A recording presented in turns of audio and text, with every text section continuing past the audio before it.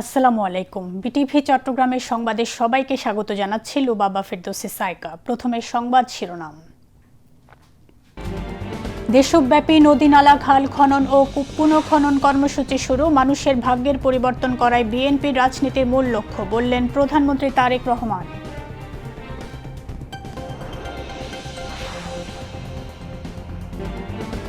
দুর্নীতিমুক্ত ও স্বচ্ছতার সাথে প্রকল্প বাস্তবায়ন করা সরকারের প্রধান লক্ষ্য। পিছিয়ে পড়া জনগোষ্ঠীর স্বার্থকে প্রাধান্য দেওয়া হচ্ছে, জানালেন অর্থমন্ত্রী আমির খসরু মাহমুদ চৌধুরী। গণমাধ্যম যত বেশি স্বাধীন থাকবে, সরকার তত বেশি দায়িত্বশীল হবে, বললেন তথ্য ও সম্প্রচার মন্ত্রী জহিরুদ্দিন স্বপন।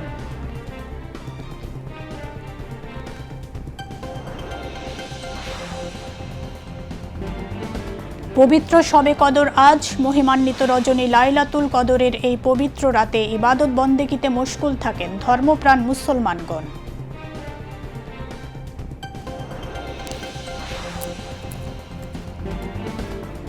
ড্রোন হামলায় জ্বালানি ট্যাঙ্কে আগুন লাগার পর দুবাই বিমানবন্দর বন্ধ ঘোষণা। হরমুজ প্রণালীতে জাহাজ চলাচলে ইরানের কঠোর নজরদারি।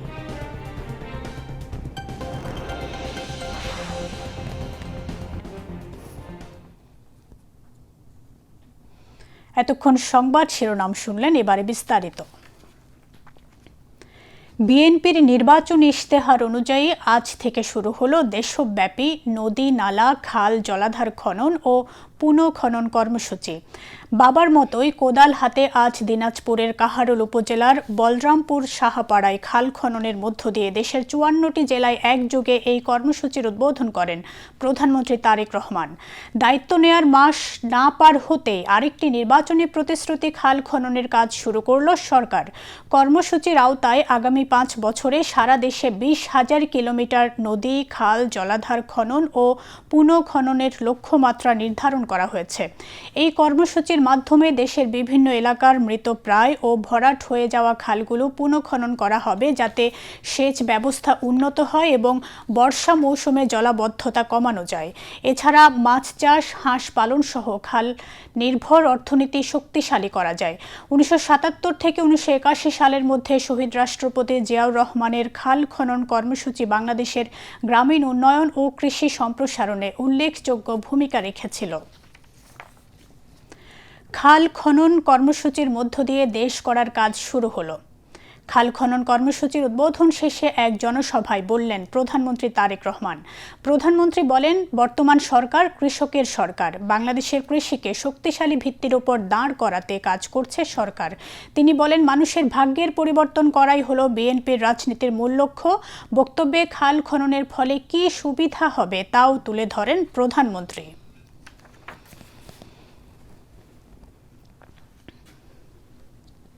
এই খালটা ইনশাল্লাহ আমরা সম্পূর্ণভাবে যখন কাজ শেষ করতে পারবো, তখন কিন্তু প্রায় ৩১,০০০ কৃষক এখান থেকে পানি পাবে, এই খালের সুবিধা পাবে এবং প্রায় ১২০০ হেক্টর জমি এই খালে যে পানি থাকবে সেই পানির সেচ সুবিধার মধ্যে আসবে।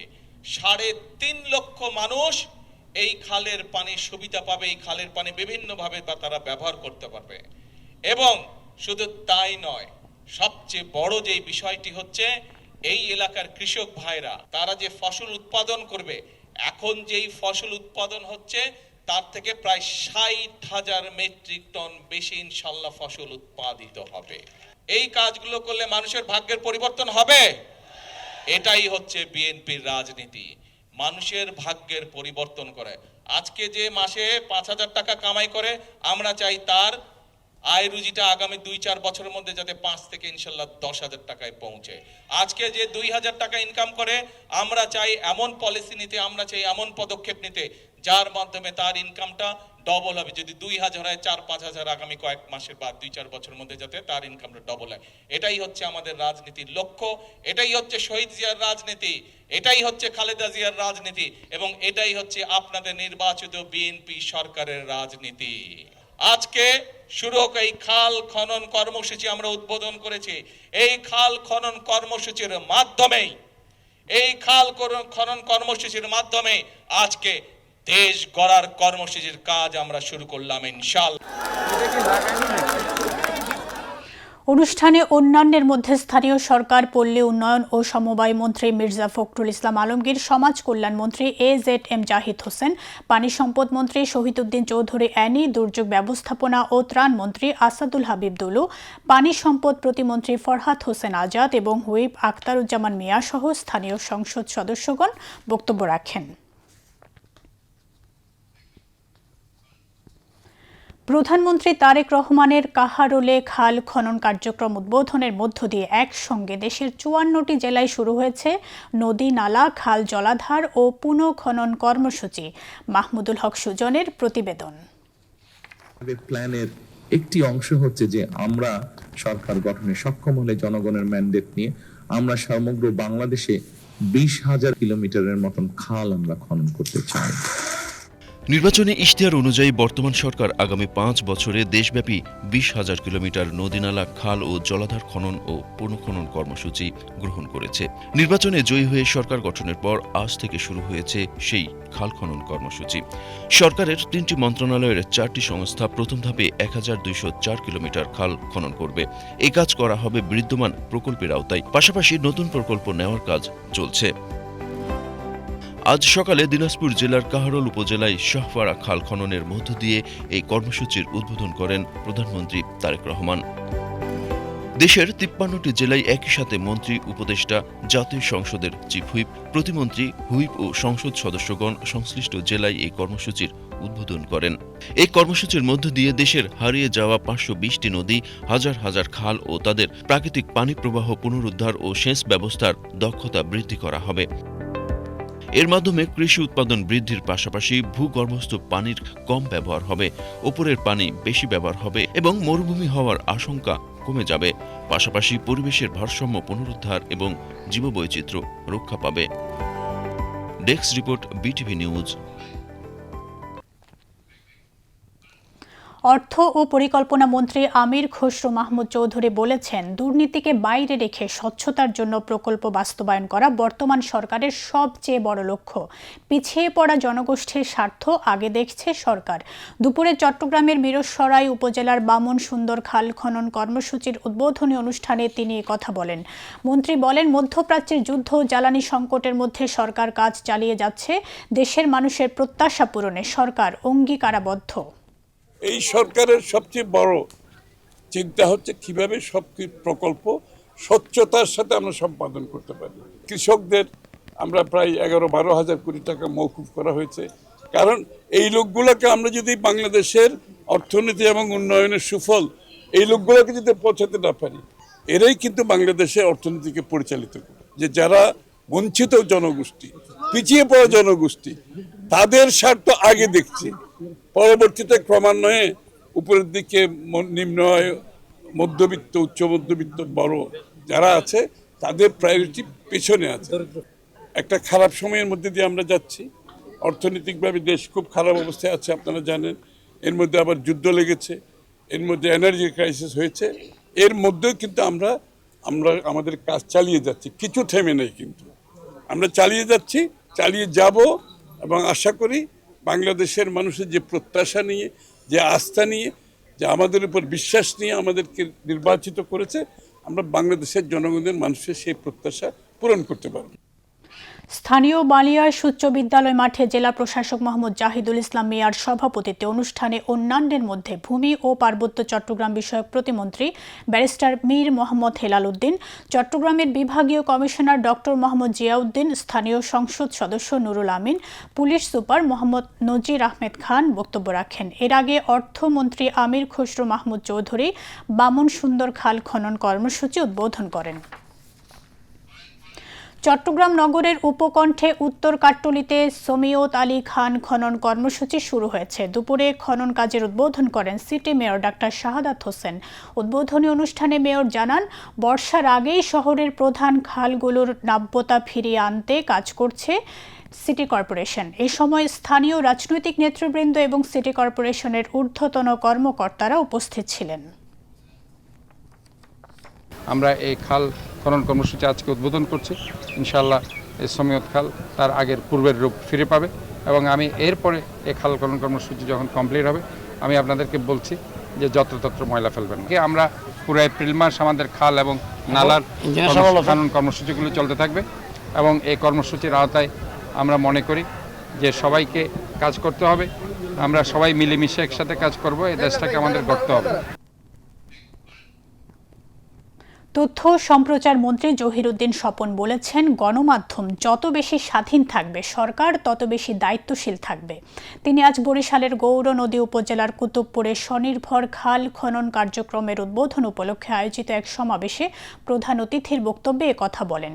মন্ত্রী বলেন, খাল খনন প্রকল্প কারো আয়ের উৎস হতে পারে না, এটা নিয়ে কোনো সিন্ডিকেট তৈরি করতে দেয়া যাবে না। তিনি বলেন, সরকার গঠনের 1 মাস পার হবার আগেই জনগণকে দেয়া প্রতিশ্রুতির 5টি প্রতিশ্রুতি ইতোমধ্যে পূরণ করেছে। এটাই বিগত দিনের সরকারের সাথে এই সরকারের পার্থক্য।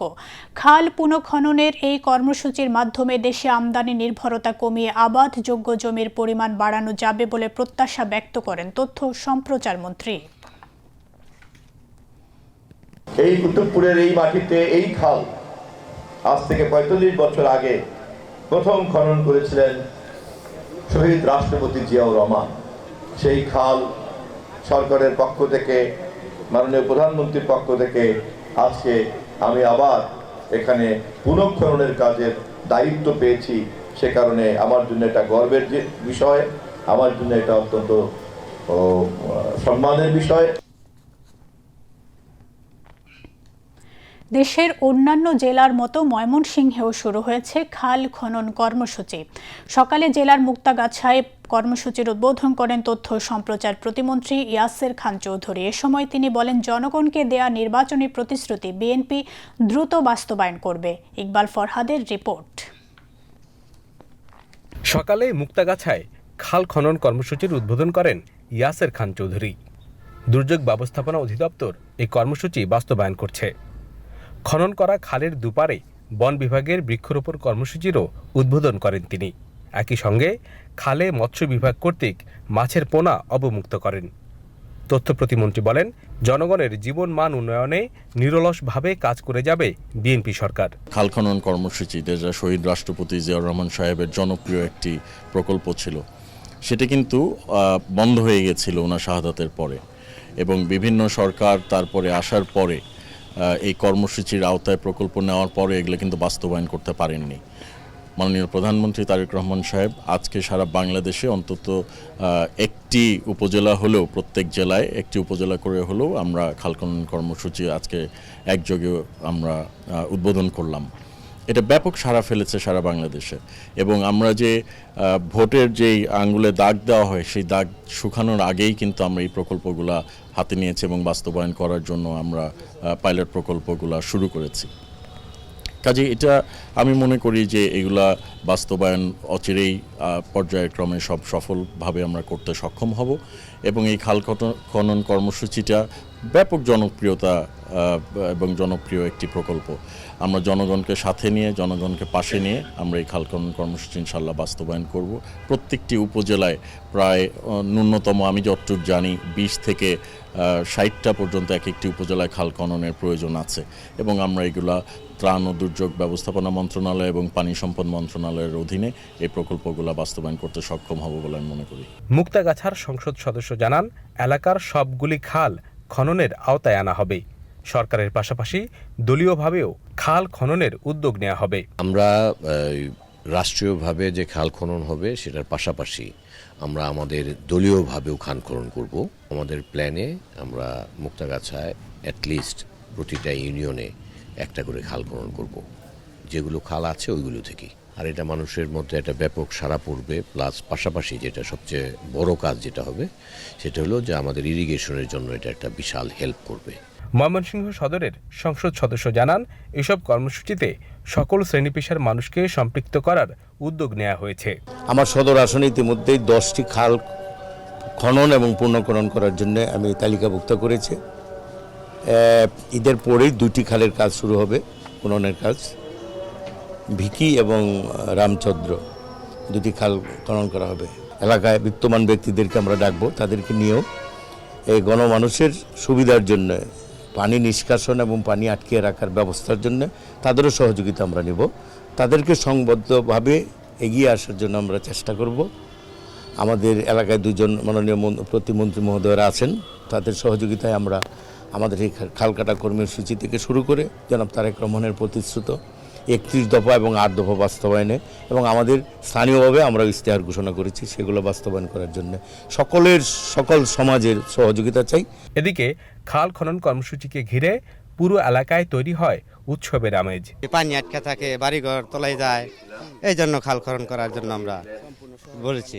শহরের পানি আসে, পুরা শহরের পানি আসে এই দিক দিয়ে, আরও অন্য দিক থেকেও পানি আসে, আমরা ঘর ফসল ক্ষয়ে যায়, তা বাড়িঘর নষ্ট হয়ে যায়। এই জন্য আমরা খাল খনন করার জন্য তাদের কাছে আমরা রিকোয়েস্ট করছি যাতে আমাদের খালটা কাটিয়ে দেয়। ছোট আস্তে আস্তে বইরা গেছে, বইরা যাওয়ার কারণে সরকারিরা কোনো কাজ করে না দেখায় এরকম বইরে গেছে। এখন বলা হয়েছে এখন তারা কাজ করলে আমাদের সুযোগ সুবিধা হবে।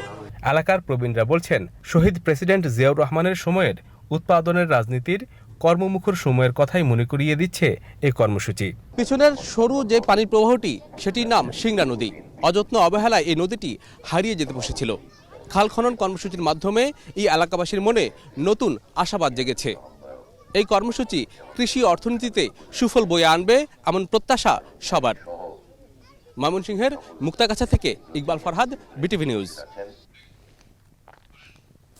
আজ পবিত্র শবে কদর, মহিমান্বিত রজনী পবিত্র লাইলাতুল কদর।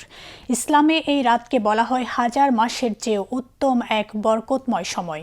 ধর্মপ্রাণ মুসলমানগণ এই পবিত্র রজনীতে ইবাদত বন্দেগী, নফল নামাজ আদায়, তসবিহ তাহলিলের মাধ্যমে মহান আল্লাহ রব্বুল আলামিনের রহমত কামনা করেন।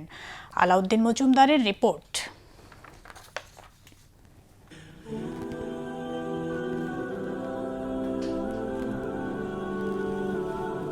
ইসলামী ঐতিহ্য অনুযায়ী লাইলাতুল কদর এমন একটি মহিমান্বিত রাত যা মানব জাতির জন্য রহমত, মাগফিরাত ও নাজাতের বার্তা নিয়ে আসে। পবিত্র কুরআনের সূরা আল কদরে বলা হয়েছে এই রাত হাজার মাসের চেয়ে শ্রেষ্ঠ। ইসলামের ইতিহাসে এই রাতের বিশেষ তাৎপর্য রয়েছে, কারণ এই রাতেই জিব্রাইল আলাইহিসসালাতু ওয়াসসালাম হেরা গুহাতে সর্বপ্রথম আল্লাহর বাণী নিয়ে অবতীর্ণ হন। সেই থেকে শুরু হয় পবিত্র কুরআনের নাজিলের ধারা, যা মানব জাতির জন্য পথ প্রদর্শক হয়ে আছে। লাইলাতুল কদরে খায়রুম মিন আলফি শাহর, কোরআনে কারীম আল্লাহ বলছেন হাজার মাসের চেয়ে শ্রেষ্ঠ। অর্থাৎ এই মাসে যদি কেউ লাইলাতুল কদর পেয়ে যায় এই রাত্রে, তাহলে তার হাজার মাস ইবাদত করা আর এই এক রাতের ইবাদত করা বরাবর। ইমাম বদরুদ্দিন আইনি হানাফি রহমতুল্লাহ আলাইহি তার উমদাদুল কারি ফি শারহে সহিহুল বুখারীর মধ্যে তিনি ব্যাখ্যা গ্রন্থে বলেন যে হিয়া লাইলাতুল আজমাহ, এটা একটা সম্মানিত রাত্র, এবং এই রাত্রে আল্লাহ রাব্বুল আলামিন মানুষের আগামী একটি বছরের যা কিছু আল্লাহর কোনো বন্দাকে দিবেন সেটাই নির্ধারণ করে থাকেন। সুতরাং এই দিক থেকে এই রাত্রের গুরুত্ব অকল্পনীয়।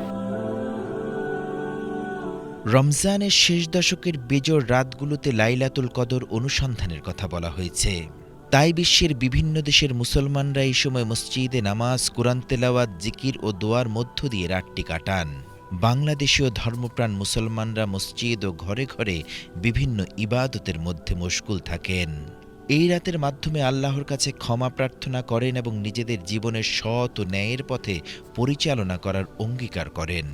ধর্মীয় চিন্তাবিদদের মতে লাইলাতুল কদর কেবল একটি রাত নয়, বরং আত্মশুদ্ধি ও মানবিকতা শিক্ষা গ্রহণের এক মূল্যবান সুযোগ। আল্লাহর কাছে এমন কথাগুলো বলতে হবে যেগুলো আপনার প্রয়োজন, যেগুলো আপনি বুঝেন। তো সুতরাং আপনি আপনার ভাষায় যেভাবে পারেন আল্লাহ তাআলার কাছে লম্বা মুনাজাত করবেন, নীরবে নিবৃত্তে চোখের পানি ফেলে, এবং মুনাজাতের শেষে আবার দুরূদ শরীফ পড়বেন। আল্লাহ রসুল সাল্লাল্লাহু তাআলা আলাইহি ওয়াসাল্লামের হাদিস আছে, যেই দোয়ার আগে এবং পরে দুরূদ শরীফ পড়া হয় না সেই দোয়া ঝুলন্ত থাকে। সুতরাং দোয়া কবুল হবে কদরের রাতে। আল্লাহ তাআলা ইবাদতের মাধ্যমে আল্লাহ তাআলার দরবারে রোনাজারি, চোখের পানি ফেলে কেঁদে লাইলাতুল কদর উদযাপন করার আল্লাহ তাআলা আমাদেরকে তৌফিক দান করুন। সব মিলিয়ে পবিত্র লাইলাতুল কদর মুসলিম উম্মার জন্য এক অন্যরকম রহমতের রাত। তাই ইবাদত, ক্ষমা ও প্রার্থনা এবং মানবিক মূল্যবোধে উজ্জীবিত হওয়ার মধ্য দিয়ে এই রাত মানুষকে নতুন করে জীবন গড়ার অনুপ্রেরণা দেয়। Alauddin Majumdar, VTV news, Dhaka.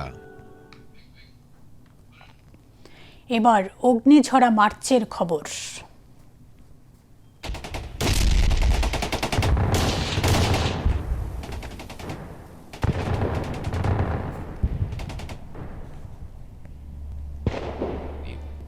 I, Mr. Ziaur Rahman, do hereby declare independence of Bangladesh.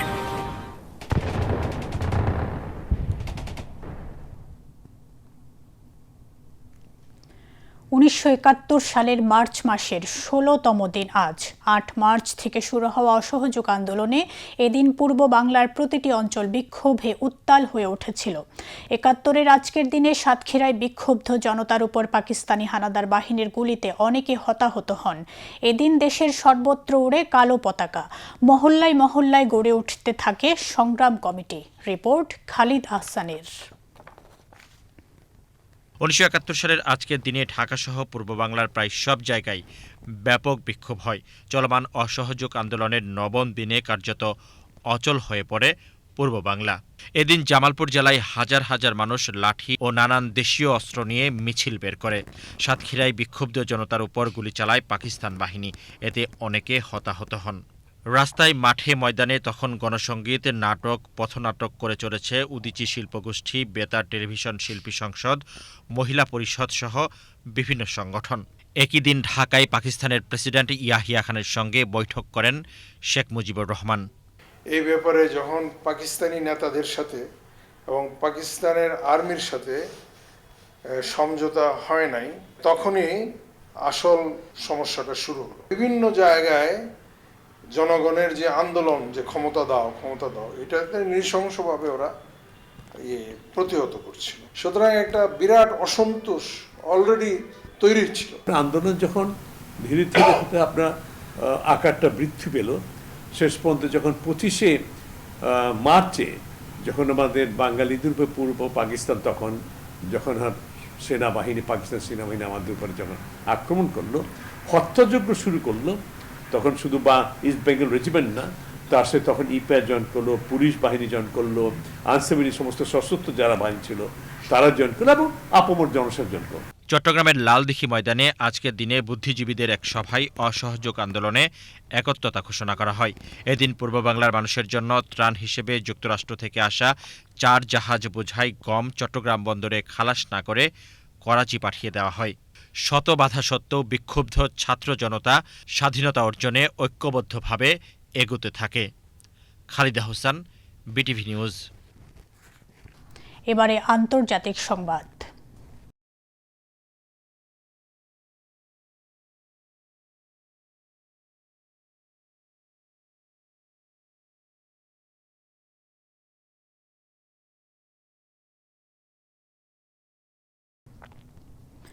মধ্যপ্রাচ্যে চলমান উত্তেজনার মধ্যেই নতুন করে উদ্বেগ তৈরি করেছে সংযুক্ত আরব আমিরাতের দুবাই আন্তর্জাতিক বিমানবন্দরকে ঘিরে ড্রোন হামলার ঘটনা। জ্বালানি ট্যাঙ্কে আগুন লাগার পর সাময়িকভাবে স্থগিত করা হয়েছে ফ্লাইট চলাচল। এরই মধ্যে গুরুত্বপূর্ণ সামুদ্রিক পথ হরমুজ প্রণালীতে ইরানের অবস্থানের কারণে তেলবাহী ট্যাঙ্কার চলাচল নিয়েও তৈরি হয়েছে অনিশ্চয়তা। এমন পরিস্থিতিতে মিত্র দেশগুলোর অবস্থানও নতুন করে আলোচনায় এসেছে। জাকিয়া জামান আনিকার ডেস্ক রিপোর্ট। ড্রোন হামলার ঘটনার পর সতর্কতামূলক ব্যবস্থা হিসেবে সাময়িকভাবে ফ্লাইট চলাচল স্থগিত করা হয়েছে সংযুক্ত আরব আমিরাতের দুবাই আন্তর্জাতিক বিমানবন্দরে। দুবাই গণমাধ্যম দফতর জানিয়েছে, বিমানবন্দরের আশেপাশে একটি জ্বালানি ট্যাঙ্কে আঘাত হানার পর আগুন লাগে। এই ঘটনার পর বিমানবন্দর এলাকায় নিরাপত্তার জোরদার করা হয়েছে এবং পরিস্থিতি নিবিড়ভাবে পর্যবেক্ষণে রাখা হয়েছে বলে জানিয়েছে কর্তৃপক্ষ। এদিকে চলমান সংঘাতের মধ্যে যুদ্ধবিরতি নিয়ে নতুন করে আলোচনার ইঙ্গিত দিয়েছে মার্কিন প্রেসিডেন্ট ডোনাল্ড ট্রাম্প। মার্কিন সংবাদ মাধ্যম এনবিসি নিউজকে দেয়া এক সাক্ষাৎকারে ট্রাম্প দাবি করেন, ইরান একটি চুক্তি করতে চায়, তবে তিনি এখনই সেই সমঝোতায় যেতে আগ্রহী নন। তার ভাষায়, ইরানের প্রস্তাবিত শর্তগুলো যথেষ্ট ভালো নয়। সম্ভাব্য চুক্তির বিস্তারিত শর্ত কি হতে পারে সে বিষয়ে কিছু বলতে অস্বীকৃতি জানান ট্রাম্প। তবে মার্কিন প্রেসিডেন্ট ইঙ্গিত দিয়েছেন, যে কোনো সম্ভাব্য সমঝোতার ক্ষেত্রে ইরানকে তাদের পারমাণবিক কর্মসূচি পুরোপুরি ত্যাগ করতে হবে। এর আগে একাধিকবার ইরান যুদ্ধবিরতি চাচ্ছে বলে দাবি করলেও তেহরান তা অস্বীকার করেছে। ইরানের পররাষ্ট্রমন্ত্রী আব্বাস আরাকচি বলেছেন, যুক্তরাষ্ট্রের সঙ্গে আলোচনার কোনো আগ্রহ নেই তাদের। সিবিএস নিউজের ফেস দ্য নেশন অনুষ্ঠানে তিনি বলেন, যুক্তরাষ্ট্রের সঙ্গে আলোচনার অভিজ্ঞতা ভালো নয় এবং আগেও আলোচনার মধ্যেই হামলার শিকার হয়েছে ইরান। তার মতে, বর্তমানে তাদের প্রধান লক্ষ্য নিজেদের জনগণকে রক্ষা করা।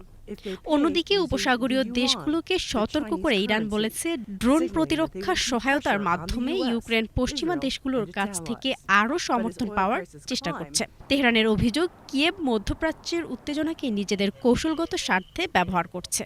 এমন পরিস্থিতির মধ্যেই যুক্তরাষ্ট্রের জ্বালানি মন্ত্রী ক্রিস রাইট দাবি করেছেন, ইরানকে ঘিরে চলমান সংঘাত কয়েক সপ্তাহের মধ্যেই শেষ হতে পারে।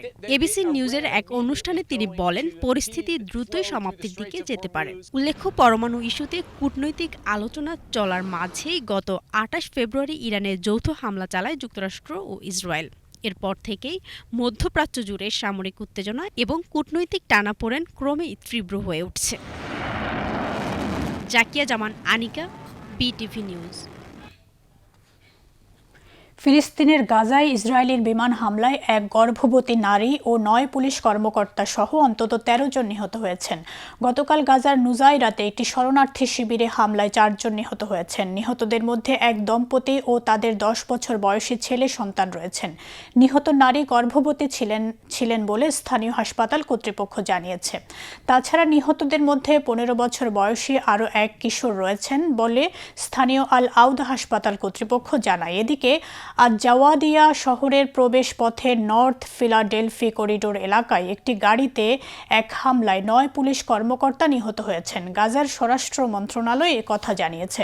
নিহত পুলিশ সদস্যরা রমজান উপলক্ষে বাজার তদারকি ও নিরাপত্তার কাজে নিয়োজিত ছিলেন বলে গাজার স্বরাষ্ট্র মন্ত্রণালয় জানায়। ইসরায়েলি কর্তৃপক্ষ পুলিশ সদস্যদের উপর হামলার বিষয়ে কোনো মন্তব্য করেননি। গত অক্টোবর থেকে গাজায় ইসরায়েলি হামলায় এ পর্যন্ত ৬৫০র বেশি ফিলিস্তিনি প্রাণ হারিয়েছেন। আবারও দেশের খবর। চট্টগ্রাম সিটি কর্পোরেশনের পরিচ্ছন্নতা বিভাগের কর্মীদের জন্য ১,৬৩,৫০,০০০ টাকার অনুদান দিয়েছেন প্রধানমন্ত্রী তারেক রহমান। গতকাল সচিবালয়ে প্রধানমন্ত্রীর কার্যালয়ে সিটি মেয়র ডাক্তার শাহাদাত হোসেনের কাছে অনুদানের চেক হস্তান্তর করেন প্রধানমন্ত্রী। প্রধানমন্ত্রীর দেয়া অনুদানের অর্থ চট্টগ্রাম সিটি কর্পোরেশনে কর্মরত ৩,২৭০ জন পরিচ্ছন্নতা কর্মীর মধ্যে বন্টন করা হবে। প্রত্যেক পরিচ্ছন্ন কর্মী ঈদ উপলক্ষে ৫,০০০ টাকা করে আর্থিক সহায়তা পাবেন। এ সময় স্থানীয় সরকার, পল্লী উন্নয়ন ও সমবায় মন্ত্রী মির্জা ফখরুল ইসলাম আলমগীর, প্রতিমন্ত্রী মীর শাহে আলম, প্রধানমন্ত্রীর মুখ্য সচিব ABM আব্দুস সাত্তার উপস্থিত ছিলেন। শেয়ার বাজারের খবর।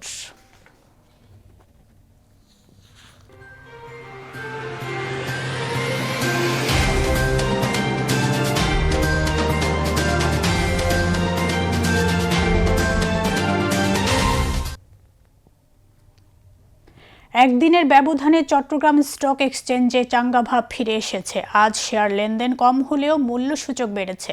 দিন শেষে সার্বিক সূচক দাঁড়িয়েছে ১৫,০২৯.৯৮, যা গতকালের চেয়ে শতকরা ০.৩৩ ভাগ বেশি। এছাড়া CAC ৩০-এর মূল্য সূচক দাঁড়ায় ১৩,২৭৮.৮৬, যা গতকালের চেয়ে শতকরা ০.০৭ ভাগ বেশি। আজ ১৬০টি কোম্পানির ২৯,৩৪,০২৬টি শেয়ার লেনদেন হয়, যার মূল্য ৪,৯২,৫৮,০০০ টাকারও বেশি। এর মধ্যে ৮৯টি কোম্পানির শেয়ার দাম বেড়েছে, ৩৭টির কমেছে এবং ৩৪টির দাম অপরিবর্তিত রয়েছে। এবার আন্তর্জাতিক মুদ্রা বাজারের খবর।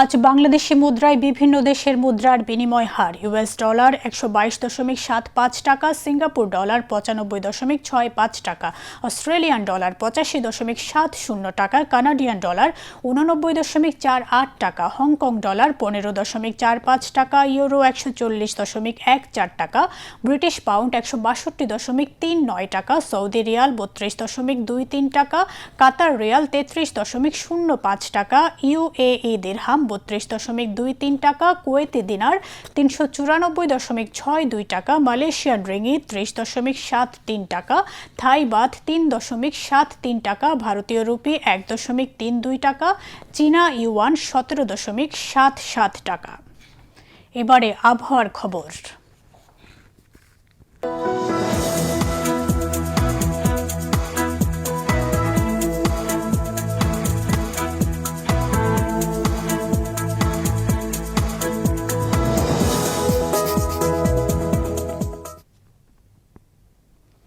পতেঙ্গা আবহাওয়া অফিস জানিয়েছে আগামীকাল সন্ধ্যা 6টা পর্যন্ত চট্টগ্রাম এবং পার্শ্ববর্তী এলাকায় আকাশ আংশিক মেঘলা অথবা সাময়িকভাবে মেঘাচ্ছন্ন থাকতে পারে। সেই সাথে অস্থায়ীভাবে কিছু কিছু জায়গায় দমকা বা ঝোড়ো হাওয়া সহ বৃষ্টি অথবা বজ্রসহ বৃষ্টিপাতের সম্ভাবনা রয়েছে। রাতের তাপমাত্রা প্রায় অপরিবর্তিত থাকতে পারে, পরবর্তী দিনের তাপমাত্রা সামান্য হ্রাস পেতে পারে। পরবর্তী 24 ঘন্টা আবহাওয়ার সামান্য পরিবর্তনের সম্ভাবনা রয়েছে। নগরীতে আজ সর্বোচ্চ তাপমাত্রা ছিল 30.9 ডিগ্রি সেলসিয়াস, যা স্বাভাবিকের চেয়ে 0.3 ডিগ্রি বেশি, এবং সর্বনিম্ন তাপমাত্রা ছিল 22.7 ডিগ্রি সেলসিয়াস, যা স্বাভাবিকের চেয়ে 2.4 ডিগ্রি বেশি। আগামীকাল চট্টগ্রামে সূর্যোদয় 6টায় এবং সূর্যাস্ত 6টা 3 মিনিটে। এবার জানিয়ে দিচ্ছি কর্ণফুলী নদীতে আগামীকালে জোয়ার ভাটার সময়সূচি। জোয়ার শুরু হবে সকাল 6টা 31 মিনিটে, ভাটা দুপুর 12টা 20 মিনিটে এবং পরবর্তী জোয়ার শুরু হবে সন্ধ্যা 6টা 41 মিনিটে।